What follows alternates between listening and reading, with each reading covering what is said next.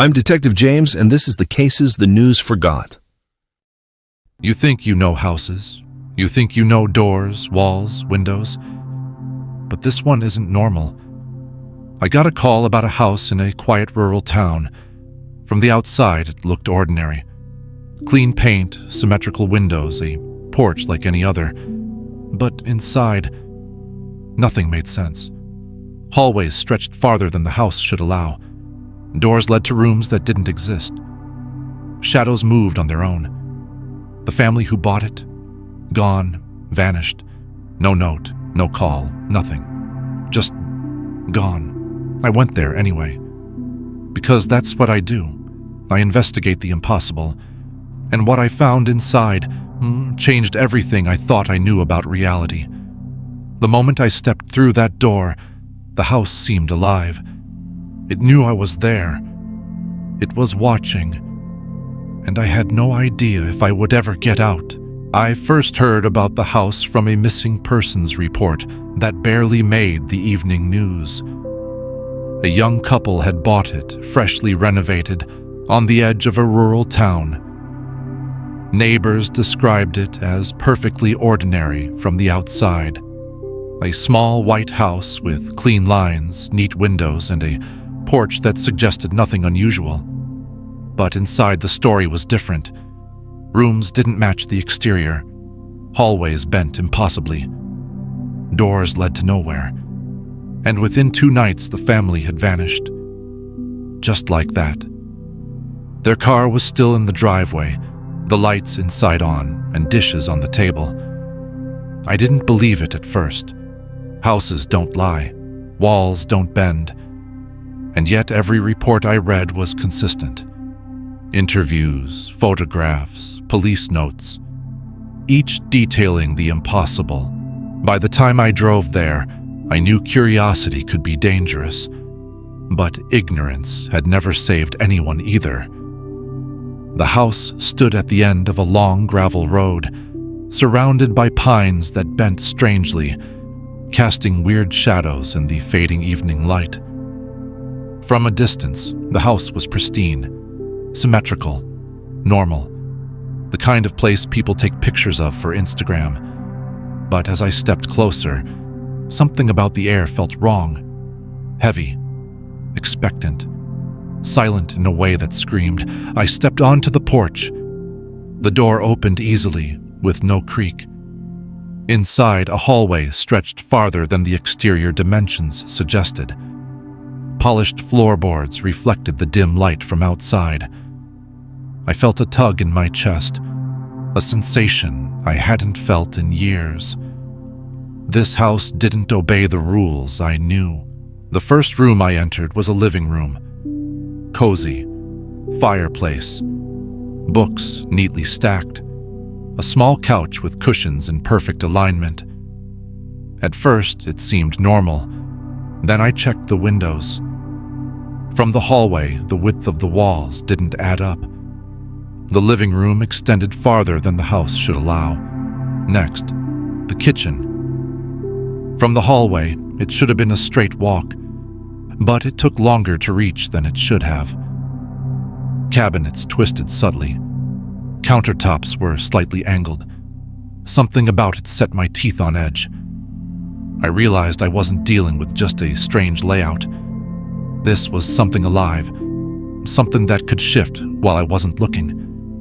Then I heard it, the first sound from upstairs. Slow, deliberate, heavy, almost methodical.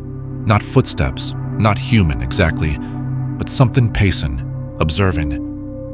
I called out, "Hello? Anyone here?" My voice echoed unnaturally down hallways that didn't match the exterior. Silence answered me. A cold realization settled in. The house wasn't empty. It was aware.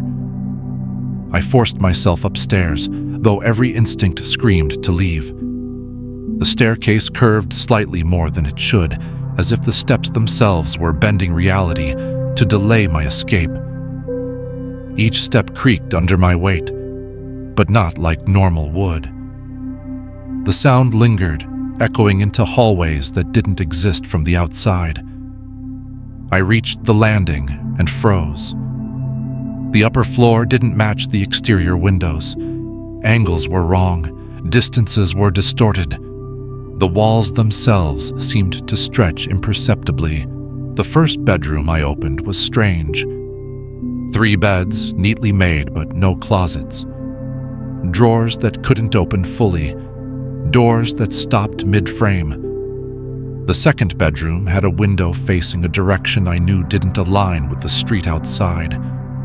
Shadows inside the room moved subtly, though I was alone. The third room was empty. Bare walls, a floor with nothing on it. Yet the air pressed against my chest, heavy, almost alive. Every door I opened led to another space I hadn't seen before. Hallways looped and bent in ways impossible for a structure that looked ordinary from the outside. I turned a corner and found a small study with books stacked in perfect order, a desk with a single chair, a lamp glowing faintly even though I hadn't turned it on. As I approached, the books shifted slightly, like a gentle breath moving the air. I thought I was imagining it, until I heard the whisper, a faint, almost imperceptible voice from behind the walls. "Leave, or stay." It repeated, softer, echoing from every direction at once. I felt it pressing into my mind. My heartbeat accelerated. I called out, my voice trembling, "Who's there?" Silence followed for a long moment, but then a subtle movement in the corner of my vision. A shadow flicked past the doorway, and when I turned, nothing was there. I climbed higher, reaching the attic. The staircase twisted unnaturally, steeper than the angle should allow, each step worn as if someone had been using it for decades. The attic was filled with personal items, boxes of clothes, toys, photographs stacked neatly, furniture arranged in careful order. I touched a photo frame. Dust, nothing, but the image inside moved. For a split second, a shadow flicked across the photograph, a figure standing behind me that wasn't there when I looked. I spun around, empty. The air was cold, unnaturally so, and my breath left a faint cloud as I realized the house was no longer just a building. It was a living puzzle. I tried to map the rooms in my mind, but the layout refused logic. Rooms repeated themselves, hallways bent back upon themselves. Sometimes I would pass through a doorway only to find myself in a room I had entered 15 minutes ago. Yet the furniture had subtly shifted. It was as if the house was observing me, studying my reactions, adapting to my fear. The whispering grew louder, clearer. Hundreds of voices, layered, overlapping, some urgent, some mocking. They called my name, sometimes pleading, sometimes taunting. I felt dizzy, disoriented. Time seemed to bend. Minutes stretched into hours. My watch had stopped. My phone drained faster than it should. The house existed on its own time, indifferent to the world outside. In a small room at the center, I found a window that didn't match the exterior. Through it, I saw not my car, not the gravel road I'd driven on, but a completely different street, lined with houses I didn't recognize. I pressed my face to the glass, and the scene flickered, replaced for a second by darkness. Then, the original view. It was as if the house was showing me possible realities, or perhaps warning me. It could bend the outside world too. And then I heard movement from behind the walls. Not footsteps.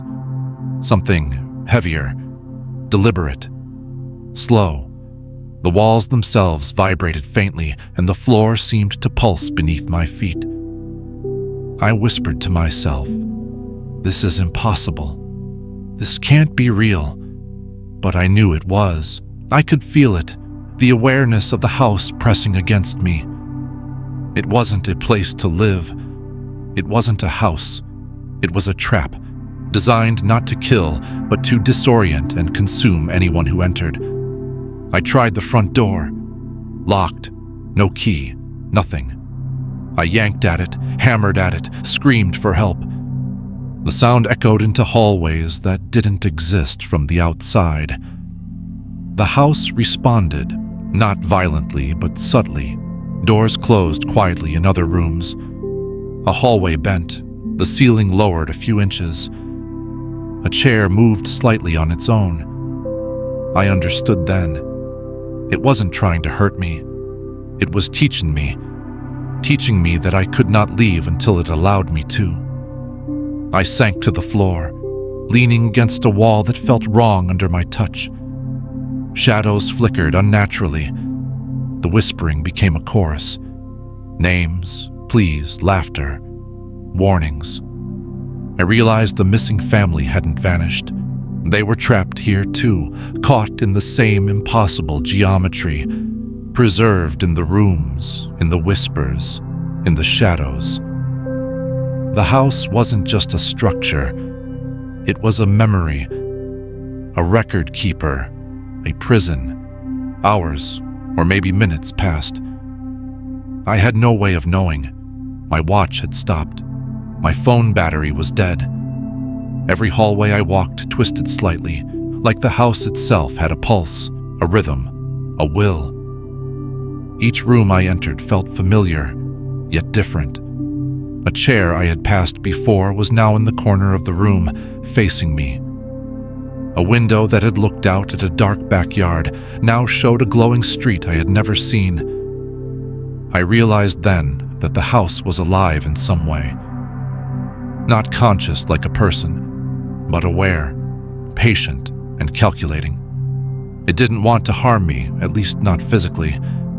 It wanted something more insidious. My mind, my perception, my understanding of reality. I came to a corridor that led to 3 doors. The first door opened onto a bedroom identical to one I had passed upstairs. The second led to a hall that stretched impossibly far, lined with mirrors reflecting my face, but not the me I knew. Each reflection was slightly distorted, eyes darker, cheeks sunken, hair a little thinner.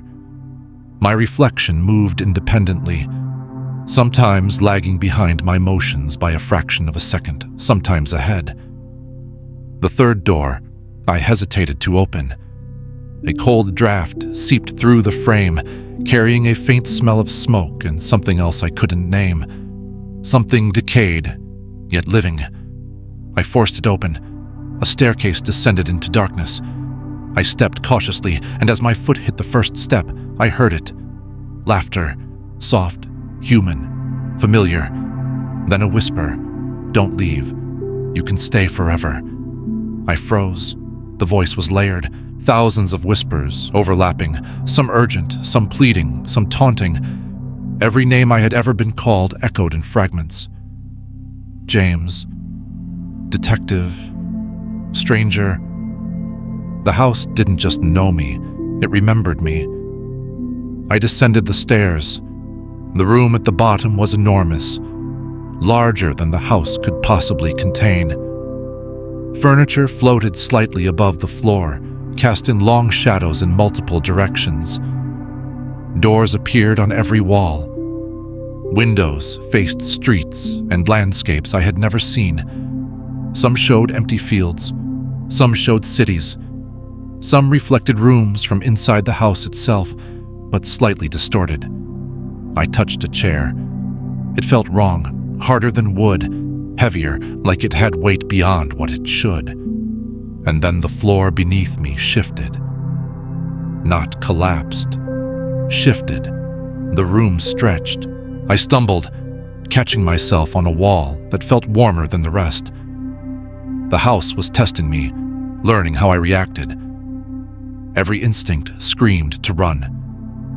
Every sense told me this was impossible, and yet I could not leave. I tried mapping it mentally, marking doors in my mind. But the house laughed, metaphorically, with the vibrations in the walls, the shifting floors, the faint creaks like bones stretching. Every room I thought I memorized doubled back, looped, or multiplied. I opened a door that should have led to a pantry, only to find the living room from upstairs. I ran back through it, only to emerge in a kitchen I hadn't seen before. The fridge hummed softly, a low, almost sentient sound. A photograph on the counter caught my attention. The family who had vanished was inside, smiling, normal, but their reflections in the kitchen window were wrong. Shadows behind them moved independently. One figure turned to face me, and it wasn't just a shadow, it was a person shaped by the house itself, half human, half something else, perfectly still yet watching. I blinked. Gone. The whispering intensified. It was no longer words, thoughts, memories, fears, names. Everything I had ever thought to keep private, the house already knew. I realized in that moment the house didn't just trap you physically, it trapped you in your own mind. I screamed. Doors slammed shut around me, hallways narrowed, the ceiling pressed slightly closer, but I ran blindly, feeling the house respond, bending, twisting. Each room became a puzzle I had to solve, or at least attempt to. I opened a door I thought would lead outside. A living room appeared instead, with a fire burning in the fireplace that had never been lit before. The shadows in the flames danced in human shapes. They whispered, "Stay, stay." My vision blurred. I felt dizzy. The air became thick, pressing against me, forcing my lungs to work harder. I collapsed in a corner of a room that looked exactly like the foyer. The front door glimmered faintly, as if teasing me. Was it real? Could I trust it? I tried to crawl toward it. As I moved, the walls shifted again. The door receded. The hallway lengthened. I was caught in a loop that felt infinite. And then I understood the truth. The house preserved everyone who entered. It did not destroy them. It did not kill them. It learned them, twisted them, trapped them in a labyrinth of rooms and memories until they became part of the house itself. I screamed again, a raw, hollow sound that echoed endlessly. The house answered, not with a voice, but with the creak of walls, the faint scraping of furniture, the soft flutter of curtains that weren't there moments before. I realized it had been waiting for me, for someone to truly understand the rules, someone to see that escape was possible only if the house allowed it, and that leaving carried consequences I did not yet understand. I sank to the floor in exhaustion, pressing my back against a wall that felt slightly warmer than the others. Every step, every breath I had taken inside that house now weighed heavily on me. The air was thick, almost viscous, pressing against my chest, and the whispering had returned. But this time, it was more insistent. Not words, not names, thoughts, memories, fears. Every secret I had ever kept whispered back at me, layered, overlapping, impossible to ignore. I realized then that the house didn't just trap people, it consumed them. Slowly, methodically, absorbing not only their bodies, but their identities, their thoughts, their very sense of self. The missing family, they hadn't disappeared. They had been folded into the architecture itself. Shadows in corners, reflections in mirrors, faint whispers carried through walls. All of them still alive, still aware, but part of the house now. I sat, my hands over my face, trying to calm my racing heart. I knew the house was watching, testing, measuring every reaction. I needed to stop reacting like prey. I needed to think like someone who could survive. So I took a deep breath. I closed my eyes. I tried to imagine the house as a puzzle, a machine. Not alive, not dangerous, just a challenge to solve. Slowly, deliberately, I opened my eyes. I let my mind trace the paths I had taken, every hallway, every loop. The whispering quieted slightly. I felt it, a faint shift in the walls. A room that had been behind me, reformed in the correct position. A door appeared where I had first entered. The front door glimmered faintly in my memory, no longer teasing me, but real this time. I ran. Every step was precarious. Hallways twisted unexpectedly. Rooms I had memorized stretched and doubled. Floorboards flexed unnaturally. The air was thick, suffocating, yet I pushed forward.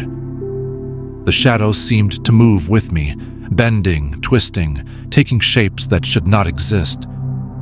Humanoid forms, elongated and disproportionate, their heads tilting in impossible angles, watching, waiting. I reached a door that I instinctively knew led to the staircase. The moment I touched it, a voice echoed through the walls, calm but chilling. Going so soon. I froze. The walls themselves seemed to pulse, subtly vibrating. Behind me, the shadows shifted faster. The whispers layered into hundreds of tones, calling my name, mocking me, pleading. My vision blurred. The floor seemed to ripple beneath me like liquid wood, and yet I could still feel the grip of solid boards beneath my feet. I forced the door open and descended. The staircase bent subtly as I moved. I stumbled once, caught myself, and kept moving. The shadows seemed to reach for me, tendrils of darkness curling around corners, trying to force me back. But the front door, the faint glow I remembered, beckoned. I reached the bottom floor. I could see it. The door. My heart pounded. I sprinted. Doors appeared in my path where none had been moments before. Hallways lengthened suddenly, then collapsed. I could hear faint echoes of laughter, of cries, of whispers, voices of those trapped before me. One of them called my name in a tone so real I nearly fell. I ignored it. I focused on the door. I reached it. The handle was cool, solid. I yanked it open and was met by the cold night air. Relief surged, but the house was not finished. The porch seemed to stretch outward slightly, and a shadow flicked across the steps, just enough to make me hesitate. I forced myself out, running down the gravel road, branches scratching at my arms, my jacket torn, breath ragged. I got to my car and slammed the door shut. Engine roared. I glanced back. The house had returned to its original perfect state. White walls, symmetrical windows, brick chimney. The porch untouched. No trace of impossible hallways, looping rooms, or shifting floors. The whispering was gone. Silence. A deceptive, perfect silence. But the house had left its mark. My mind replayed every impossible hallway, every flickering shadow, every whispered word, every door I had passed, every reflection that wasn't me. And I knew a part of me was still there, hidden in the walls, in the shadows, in the mirrors, in the spaces between reality and imagination. I drove away, swearing never to return. The road stretched before me, empty. The night was still, but I could feel it. Sometimes, late at night, I see doors in my dreams that shouldn't exist. Hallways that bend, rooms that open when no one is there. The house is patient, waiting, watching, and I know it will never forget me. Because a house like that doesn't just trap you. It remembers you. It records your fear, your mistakes, your mind. And one day, it will call again. And the thought that chilled me most I wasn't sure I had truly left.